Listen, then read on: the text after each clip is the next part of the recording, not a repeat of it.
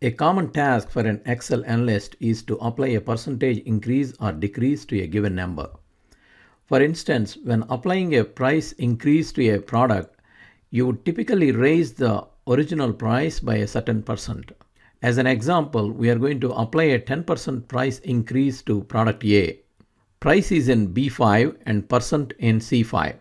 The column C should be of data type percentage. First add 1 to the percent, then multiply the original price by that value.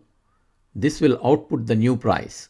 To decrease a number by a percentage amount, subtract the percent from 1 and then multiply the original amount.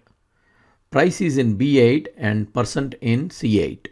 Always use parentheses in the formulas to avoid order of operation related errors. By default, Excel multiplies and divides before adding and subtracting.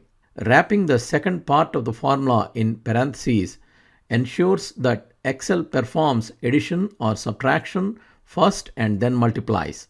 If you like this video, please subscribe to our channel.